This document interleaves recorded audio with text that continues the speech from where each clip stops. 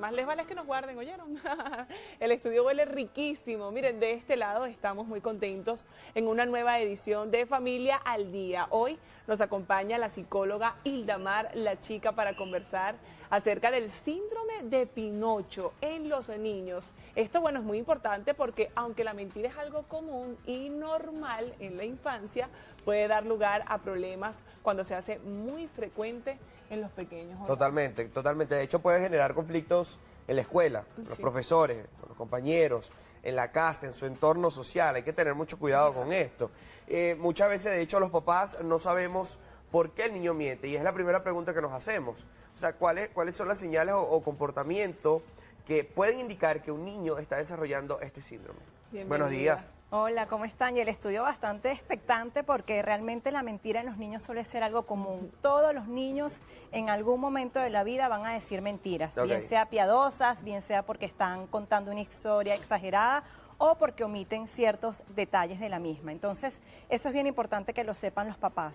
Pero es muy clave entender qué subyace una mentira y que también hay varios tipos de mentiras. Por ejemplo, muchas veces en consulta, a veces los papás se dedican como que a castigarlo, pero tenemos que ir al fondo. Hay niños que, por ejemplo, están en una etapa depresiva, ansiosa, y como su deseo siempre es cumplir las expectativas de sus papás o que estos no se preocupen, empiezan a mentir sobre su estado anímico. Por ejemplo, decir a los padres que están bien cuando resulta que se sienten muy mal para no angustiar a los papás. O viceversa, para llamar la atención, ¿verdad? Sí, correcto. Puede ser también para llamar la atención. A veces hay niños que exageran historias. Yo los llamo mentirillas blancas porque no tienen una repercusión en el otro. Por ejemplo, ay mamá, fui al partido de béisbol o estaba jugando béisbol y metí 10 carreras. Y a lo mejor esa historia es exagerada. Y, por ejemplo, yo las llamo mentira grado 1 porque no tiene un impacto en el otro. Claro. Pero allí es muy importante que los papás, en este caso, le resten fuerza, porque la atención hace que ese comportamiento se refuerce. ¿Ok? También podemos invitar a los niños a tener segundas oportunidades para contar historias. Por ejemplo, si tú ves que el niño dice cosas que están fuera del hogar, tú le puedes decir algo así como que, mi amor, bueno, esa historia suena como medio fantasiosa. ¿Qué tal si la vuelves a contar con todos sus elementos? Es decir, darle como esa segunda oportunidad y mostrarle que tú te diste cuenta también, ¿no? Entonces estas son parte de las estrategias efectivas que los padres pueden realizar en casa cuando, bueno, sus comportamientos, bueno, de los más pequeños no va por el camino correcto. ¿Sabes qué? Yo te escucho decir esto y me lleva a ese recuerdo cuando nuestros papás nos decían, si mientes, te saldrá una manchita blanca en el dedo. Y uno preocupado, si mentí, me salió. Bueno, sabemos hoy en día que no es así. Creo que una era justamente la de Pinocho, te va a crecer la nariz como Pinocho. Sí, o te va a crecer la nariz como Pinocho. ¿Qué otro tipo de estrategias podríamos utilizar, Hildamar, para esos padres que se preocupan de verdad por esta situación?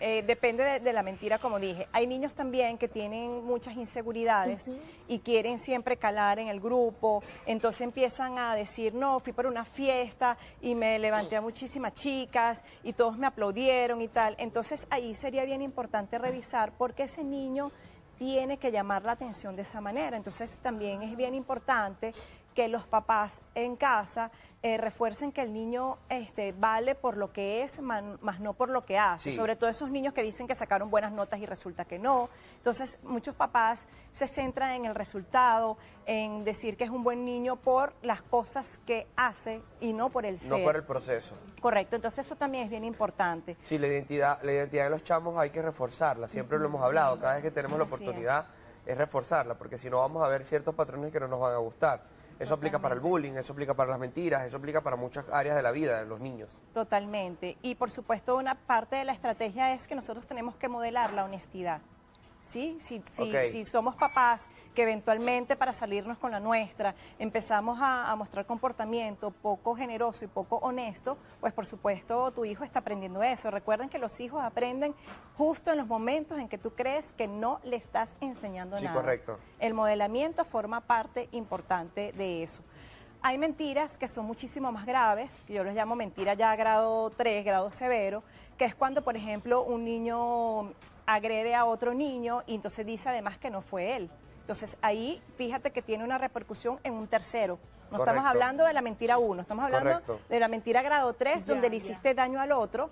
Entonces, y además mientes diciendo que no lo hiciste. Los niños tienen que, bueno, todo el ser humano, todos los seres humanos tienen que bregar con las consecuencias de sus actuaciones. Sí, asumir responsabilidades. Muy bien. Entonces, eso quiere decir, primero, hacer que el niño asuma, ¿sí? Que él reconozca que hizo ese error, pero además también debe resarcir y debe reparar esa conducta. Por ejemplo, si le golpeó a un compañero, Claro. bueno, haz una carta pidiéndole disculpas, es decir, que la consecuencia tiene que tener esas dos vertientes para que el niño, en este caso, pueda aprender de esa El Entiendo. consecuencia. famoso color que Tú llegaba sabes- en la cartuchera a casa. No sé si El- decían el- ¿verdad? sí, claro, Que o sea, los cuando padres de repente tu niño tiene 12 colores, de repente llegaba con 13 colores, y este color, Siempre tú estar le atentos. preguntabas, no, me lo encontré, y resulta que no se lo encontró, sino que se lo agarró a otro niño. O sea, son cosas que podemos verlas Claro, como... pero hay que estar muy pendiente, porque hay niños que, por ejemplo, tienen TDAH, son Sí, muy sí, dispersos. totalmente. Y eso pasa. De hecho, me hiciste acordar de algo que pasó estando yo en preescolar. Uy, Dios Ok. mío, todavía me acuerdo. Llegué Ya con hay un que juguete- sanar, Hildamar. Mira. Déjalo ir. Pero es que me acordé porque fue significativo. Llegué con un juguete, imagínate, estaba en preescolar, y mamá me pregunta y yo, y al final sí le dije la verdad y que fue eso. Mira, realmente no sé qué hace eso aquí. Pero si hubiese tenido una mamá lo suficientemente severa, lo más probable es que yo hubiese mentido. Y aquí ojo con Ay, eso. mira qué importante. Muchas Sí, claro, veces tienes que generar los confianza en niños tu hijo. mienten para evitar castigos. Entonces hay papás que Uy. todo castigan, que todo... No, señores, hay que ver la realidad como un todo e ir más allá de lo que está sucediendo. Entonces... Sí. Tienes que reforzar la honestidad, pero si eres un papá que eres punitivo, que eres castigador, que eres autoritario, cualquiera miente, no Ok. estoy justificando, pero estoy entendiendo la conducta del niño. Hay algo que honestamente me llama mucho la atención y creo que despierta una alarma y estoy seguro que muchos padres que nos están viendo también. ¿Cómo sé cuando mi hijo está mintiendo o no? O sea, evidentemente tú conoces a tu hijo y tú sabes. Pero a mí una de las cosas que me preocupa de este síndrome es que si dice mentira y dice mentira y dice mentira y dice mentira, cuando diga la verdad yo no le creo y esa verdad pone en riesgo su vida o la vida de su hermano, hermana o su entorno.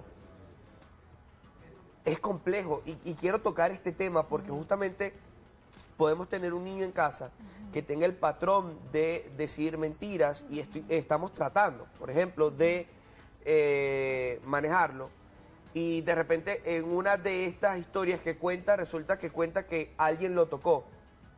Pero como viene de un patrón, no se le cree. O sea, ¿cómo saber? Porque es delicado. Sí. Es esta historia del lobo, lo Sí. decía al principio del programa. Claro. Esta historia del lobo, de que siempre el lobo viene, nunca vino, pero cuando vino el lobo nadie le creyó. Exacto, es decir, que tú, o sea, lo que quieres decirme es que él inventa que alguien abusó.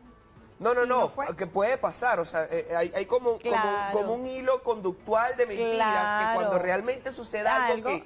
que sea severo, que sea Correcto. extraordinario, como lo decías, que la mentira afecta a terceros, Por supuesto. no se le cree. Sí, totalmente. Por eso es que la mentira grado 1, que es la que, bueno, exagero en la historia, esa no es patológica, ¿ok?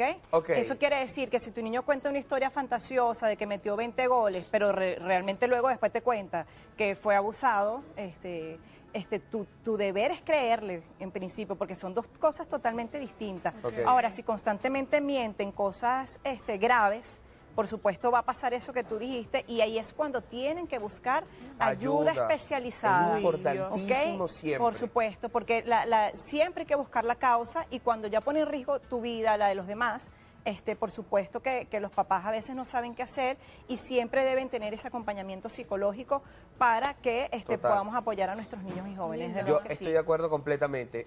Creo que en la etapa como padre he entendido que el acompañamiento psicológico, psicoterapeuta es valioso. Así es. Es Necesario. valioso, es una cosa que te va a ayudar en tu paternidad.